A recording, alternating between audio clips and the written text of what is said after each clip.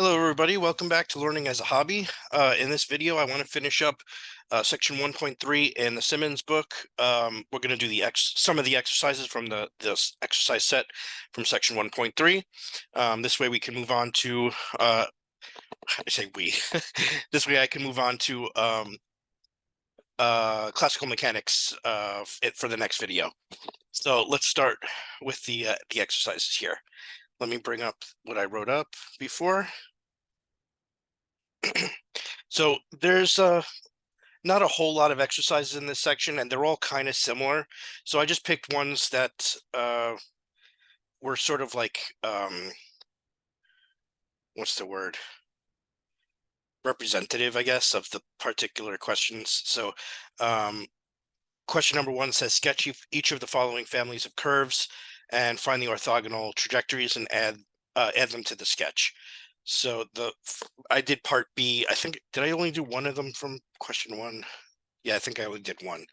I think there's 3 parts to question 1, but like I said, they're all very similar. So, so here, let's solve for the orthogonal trajectories first. So here, if you want to graph these curves, they look like parabolas, and this just changes, how squashed or stretched they are.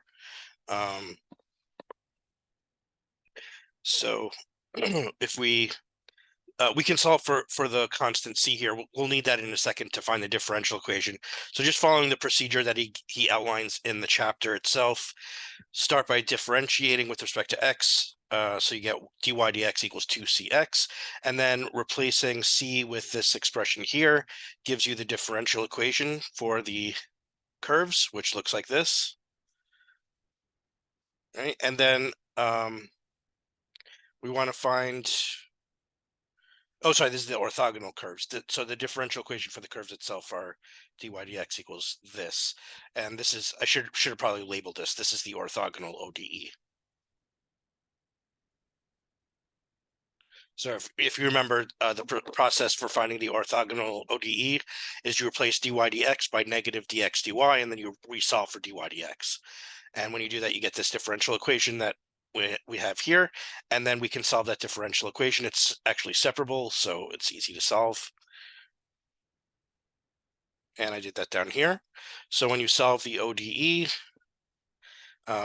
separate the variables, then find the antiderivative. So on the left-hand side, you get 1/2 y squared, and on the right-hand side, excuse me, you get negative 1/4 x squared plus c. And then, just making it look a little bit nicer, you can bring in all the constant, all of the variables on the left-hand side. Okay, which gives you this 2y squared plus x squared equals c. And this is a family of ellipses centered at the origin. Ellipses.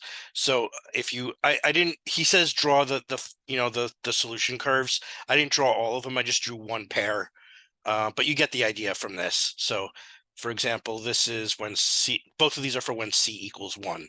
So for the curves themselves, you get y equals x squared, which everyone remembers what that looks like from their algebra course. It's that blue parabola. And this red curve is the orthogonal curve to that one, which is an ellipse. And it kind of looks like this. I'm drawing it by hand, so obviously, I can't draw a perfect ellipse, but these intersect at right angles to each other. The tangents are orthogonal. Right? So that's just for c equals 1, but you can imagine, when c is something else, you get a different pair of curves. So you might get something like that, and something like that, and so on. So like I said, I only bothered to draw one pair, but you get the idea. Okay, so that was one of the parts from question number 1. Let's see, I did question number 3 also, because here he asks you to derive the procedure for finding the orthogonal ODEs in polar coordinates. So show the method for finding orthogonal trajectories in polar coordinates can be expressed as follows. So if dr d theta is fr theta, which is the differential equation of the given family of curves, then dr d theta equals negative r squared over f of r theta is the differential equation of the orthogonal trajectories. And then once we prove that, he wants us to apply the method to the family of circles r equals 2c sine theta. All right, so here's the proof. So if the differential equation is dr d theta equals fr theta, then just dividing both sides by r, we get 1 over r d theta equals fr theta over r. And then substituting, just taking the negative reciprocal of the slope, right? Negative r d theta over dr for 1 over r d theta. We get the ODE for the orthogonal trajectories, which looks like this. And then just solving for dr d theta, we get the formula that he asked us to derive. All right, so relatively straightforward. That's the formula. So we have now a nice procedure for finding the orthogonal ODEs if we have the curves in their polar representation.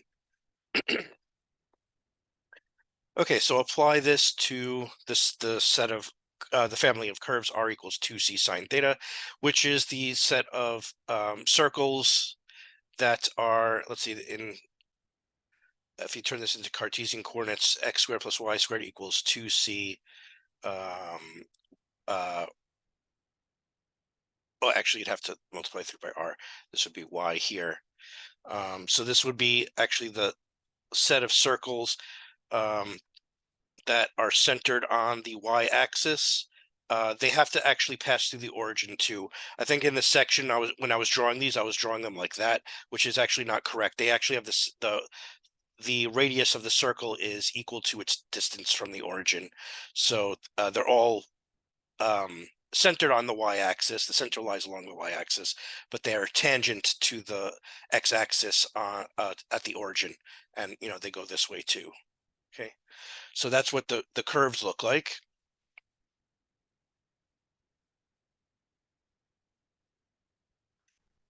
Okay, so let's find the orthogonal family of trajectories. So, oops, let me erase this.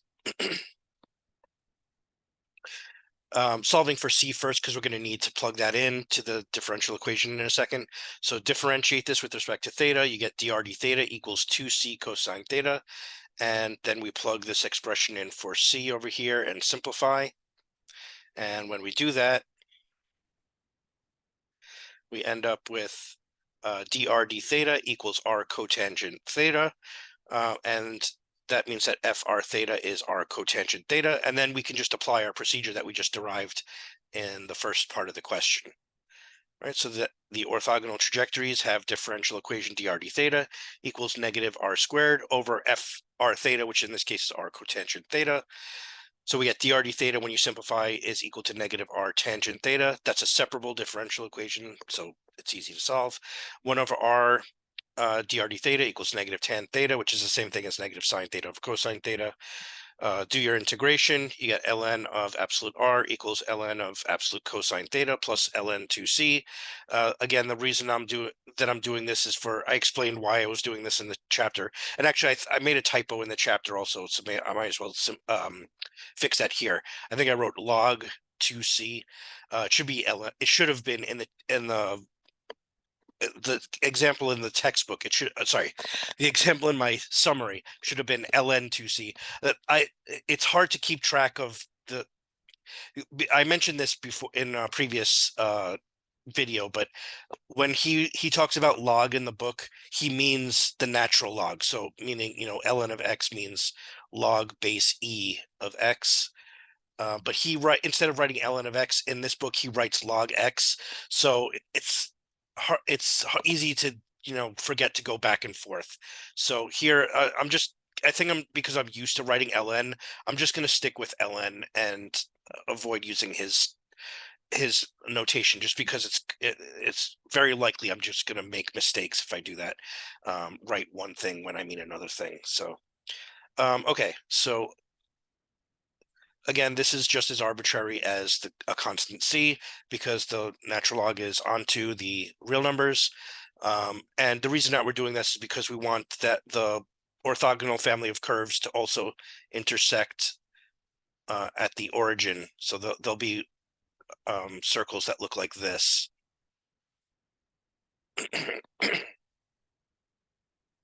right? And then just solving, then raising both sides as powers of base e, and simplifying, we get that the orthogonal family of curves looks like this: r equals 2c cosine theta, right? Which is, if you want to turn that back into Cartesian coordinates, you can. It looks like x squared plus y squared equals 2cx. So again, these are circles that have their center on the x-axis, but they pass through the origin, because if you simplify this, you get x minus c squared plus y squared equals c squared.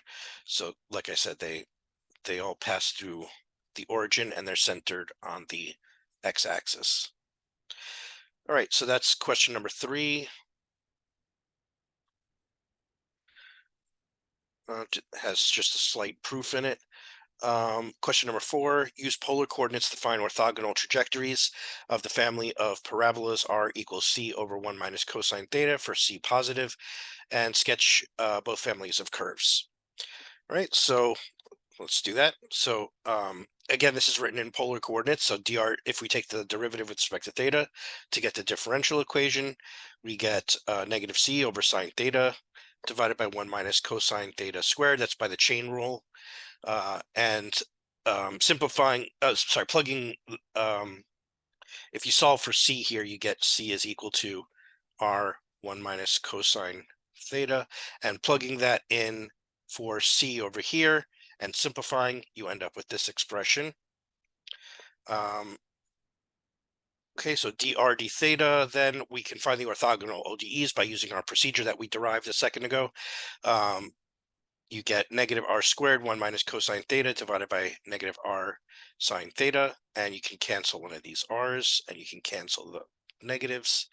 So we get that dr d theta is r times cosecant theta minus cotangent theta. That's the ODE for the orthogonal trajectories. And again, we can solve that because it's separable. All right, so separating variables, we get 1 over r dr d theta equals cosecant theta minus cotangent theta. And then find your antiderivatives. So the left-hand side, you get ln of absolute value of r. And on the left-hand side, the antiderivative of cosecant theta is negative ln absolute cosecant theta plus cotangent theta. And the antiderivative of minus cotangent theta is minus ln absolute sine theta plus your arbitrary constant. And then take both sides as powers of base e and simplify, and you get r equals c over sine theta cosecant theta plus cotangent theta. And then if you distribute the sine theta to both of these terms, the sine thetas in the denominators cancel, and you end up with this family of curves here. So r equals c over 1 plus cosine theta, which is also a family of parabolas. And if, again, just like in question number 1, I didn't draw all of the curves, but I drew one pair of them for c equals 1, and you can get the idea of what the other ones look like from this.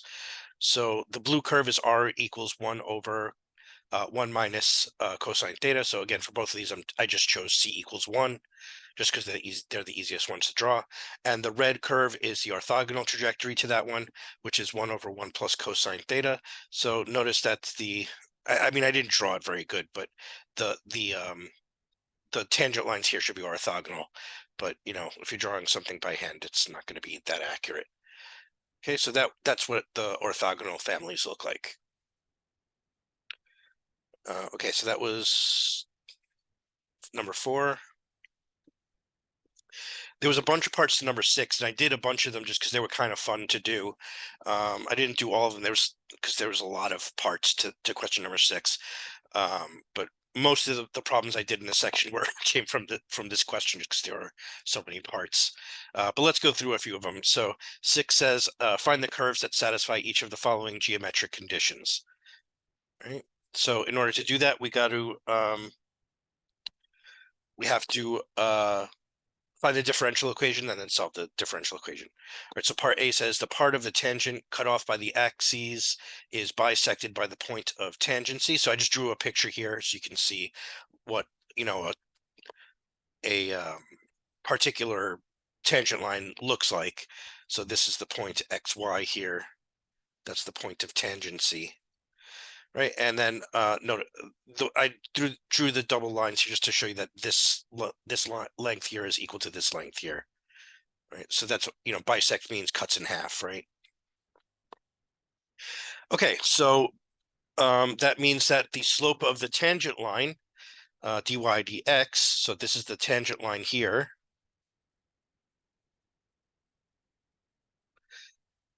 is equal to, so if you look here, the slope of the tangent line is this length divided by this length, but notice that this length is y, and since the tangent line here is bisected, that means that these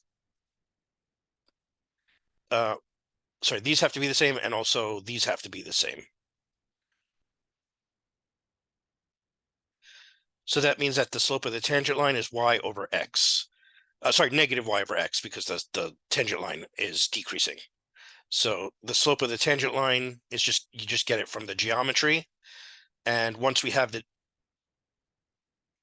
differential equation, we can just solve that. Again, it's a separable equation. All the equations that we're going to get in this chapter, I believe, are going to be easy to solve, because we haven't gone into any methods of solving differential equations yet. So not surprisingly, this one is separable. So you get 1 over y dy dx equals negative 1 over x. And then you, again, find your antiderivative. You get y equals c over x. And just to make it look nicer, you can solve for the constant. And that gives you this family of curves, x, y equals c. This is a family of hyperbolas.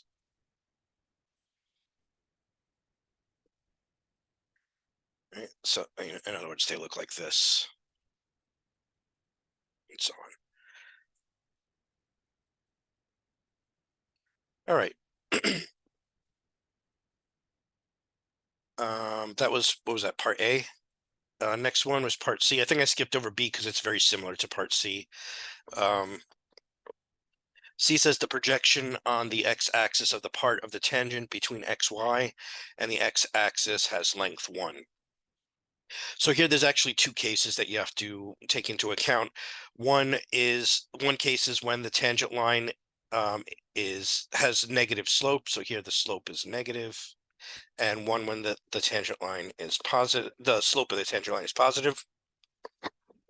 All right, so the projection of the part of the tangent between xy and the x-axis is this part here, and they're telling us it has to have length 1. Same thing on this side. This is the projection of the tangent, part of the tangent line between the origin and xy, and again, that has to have length 1. So in both of those cases, we can find the value of the derivative, right, which is the slope of the tangent line. So in the first case, dy dx has to be negative y over 1, right? The slope is negative, and you go down y and over 1 to get the slope of the tangent line. And for the positive slope case, again, you go over by 1 and up by y. So that gives you these two differential equations. And then you just solve them. Again, they're separable, so I won't go through the I won't come on, I won't bore everybody with the going through all the details of the solution, because hopefully you know how to do that by now. All right, so you get y equals c e to the negative x and y equals c e to the x for the solutions.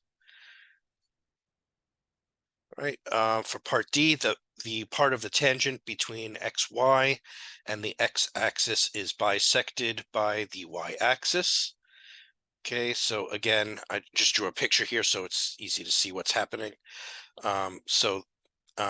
Again, the double lines here mean that the lengths there are the same. All right, so this is my point xy.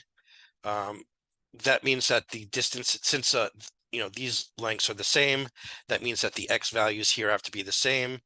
This value here is y, so the slope of the tangent line is y over 2x, or in other words, dy dx equals y over 2x. And again, solve the differential equation by separating variables, and then you get y equals c times square root of x, or more simply, you can write it as y squared equals cx, and that's the family of curves. Right, next one, part E. The part of the normal between xy and the y-axis is bisected by the x-axis. So similar, kind of similar to the one that we just did, except now the axis that's bisecting is the y-axis. So again, using a similar type of thinking, the slope of the tangent line from the picture here, this is x and this is x. So this distance here is 2x, right? And this is I'm sorry, 2y rather, and the distance here is x. So using that fact, that means the slope of the tangent line is 2y over x. And solving that differential equation. I'm sorry, they said the normal line. So you have to find the orthogonal ODE. The normal line is the line that's orthogonal to the tangent line. So we can find that from the picture, we can find the equation, the slope of the tangent line, which is 2y over x, but they want the normal line to be the thing that's bisected by the x-axis. So we take the negative reciprocal. So dy dx equals negative x over 2y. And that implies that separate variables. Y equals y times dy dx equals negative 1/2 x. Sorry, I just realized I explained this backwards. Sorry, this should be the orthogonal. This is the orthogonal ODE, and this is the differential equation for the curve itself. So this is the diff EQ for the curve itself. Right, this is the orthogonal ODE, right? And then to find the differential equation for the curves itself, they're orthogonal to the orthogonal curves, so you just do the same procedure, right? And then solving that for solving the differential equation. Again, the equation is separable, so nothing special there. And find your antiderivatives, and then solve for the constant just to make it look nicer. And you get 2y squared plus x squared equals c. Right, so that was part E. Why is this thing showing up? Okay. Let's see, part F. How many more of these did I do? Okay, 2 more. Geez, I did a lot of these. All right, xy is equidistant from the origin and the point of intersection of the normal with the x-axis. So again, drawing the picture here, the blue curve is the normal line and the red curve is the tangent line. So from the point xy to the x-axis, the normal line is the length of that part of the normal line is equidistant to the distance from the origin to the point xy. So we get this triangle here, and then from that we can find the slope of this is the slope of the normal line here. And then you have to do the same trick that we just did in the last one. So find the negative reciprocal. Actually, this should be plus or minus here because the tangent line might be positive, the slope might have positive slope or it might have negative slope. So actually we have to do 2 different differential equations here like we did in one of the previous parts. So finding the orthogonal curves, you take the negative reciprocal of dy dx, and you get dy dx is equal to plus minus x over y. And again, just go through the process of solving the ODE. It's separable, so we get this 1/2 y squared equals plus minus 1/2 x squared plus c. And then again, you can solve for the constant if you want to, just to make it look nicer. And you get x squared is x squared plus or minus y squared equals c. Right. So there's two different solution curves based on whether the slope of the tangent line is positive or negative. Right. I did H because it was in terms of polar coordinates, so I wanted to do one of those. So for H, it says the angle psi from the polar radius to the tangent is constant. Okay, so here, if theta is constant, meaning that if the angle is fixed, then what you get is a straight line that passes through the pole. So all those curves would satisfy that condition because the tangent line is the curve itself. So those would all be solutions. But then if that's not the case, if theta is not constant, then you get this differential equation here. So remember, they're saying theta is constant, which means tangent theta is constant, or in other words, 1 over r dr d theta has to be k, for where k is a constant, and just solve that differential equation. And when you do, you get r is equal to c e to the k theta. Right, so that's the family of curves. All right, that was question number 6. There was a whole slew of parts to that one. I just did a few of them that were, a lot of them were similar to other parts. So I just did, the ones that were, different enough from each other. Question number 7, a curve rises from the origin. Let me just move the camera out of the way for a second. A curve rises from the origin in the XY plane into the first quadrant. The area under the curve from 0, 0 to XY is 1/3 the area of the rectangle with these points as opposite vertices. And they want us to find the equation of the curve. So again, just using the geometry here, drawing the picture. And since we don't know what the curve looks like, I'm just drawing an arbitrary curve here. And they're telling us the area under the curve, which is given by the integral here. So if we integrate from 0 to x, f alpha d alpha is a dummy variable here, then that area should be 1/3 the area of x times y. So the square, that passes through, that has this point as a vertex. Okay, so that gives us an equation here. And if you differentiate both sides using the fundamental theorem of calculus, we get y equals 1/3. I'm sorry, differentiate, not integrate. Using the fundamental theorem of calculus, you get y equals 1/3 y plus 1/3 x dy dx. That this part is from the product rule.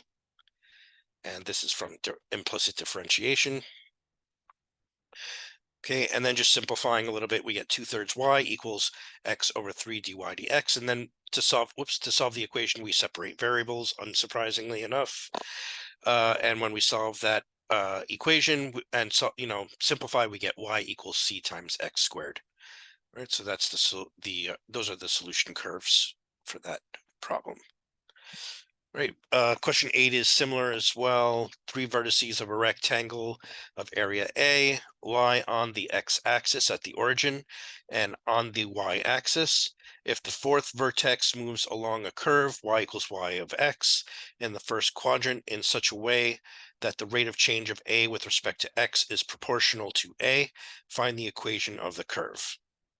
Right, so again, you just use the geometry to derive the differential equation. So the area of this rectangle is x times y. And if you differentiate the area with respect to x, you get y plus x dy dx using the product rule and implicit differentiation. And they're telling us that the rate of change of the area with respect to x is proportional to the area itself. So k is a constant, so dA dx is k times a. And then just substituting in for dA dx and for a, we get the differential equation. Right? Then we solve the differential equation. And again, it's separable, so we get 1 over y dy dx equals k minus 1 over x when we simplify. And then just anti-differentiate ln of y, absolute value y equals k times x minus natural log x plus c. And then, to solve for y, you raise both sides as powers of base e and simplify, and you get y equals c over x times e to the kx as the solution curves. Right? Question number 10, find the differential. Oh, I think there were multiple parts to this one as well, but I think I only did one part because I ran out of pages on the Jamboard because I think it only lets you do 20 pages. So we'll finish up with this one. 10 says find the differential equation of each of the following one parameter family of curves. Right, so part A says y equals x sine x plus c. Okay, so I just started by solving for c because we know that we're going to need that in a second to eliminate the parameter once we find the differential equation. So c is equal to arc sine of y over x minus x when you solve for when you solve for the constant C in the original equations here. Right, then differentiate this with respect to x. You get dy dx equals sine x plus c plus x cosine x plus c. Again, that's by the product rule.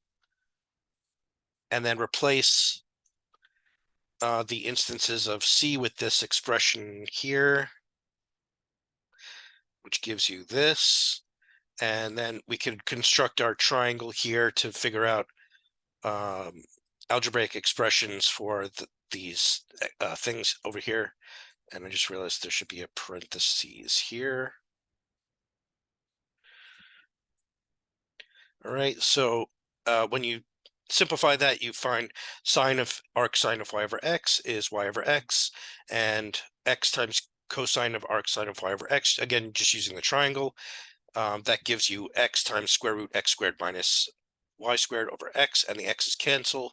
So you get this differential equation, dy dx equals y over x plus square root x squared minus y squared.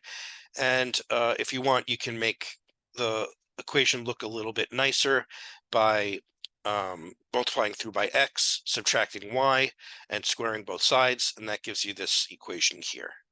Now, you don't have to do that, it just looks nicer. Okay, so I think that was the last one that I did. So I'll end the video here. So we'll move. The next video that I'm gonna post will be the chapter summary. Let me stop the screen share for a second. The next video I'm going to post will be the chapter summary for Taylor's classical mechanics, and then I'll do the solutions to that section, the exercises for that section. There's not that many problems in that one either, so those should be relatively short. And then I just got to finish up this round with linear algebra done right. So we'll do the summary for 1B and then the exercises for 1B. And then we should be able to come back around again to Spivak. So thanks for sticking with me, guys. Hope you're learning something from these videos. Let me know what you think in the comments, and I'll see you guys in the next one. So, don't forget to like and subscribe also. It helps the channel grow. And I'll see you guys in the next video.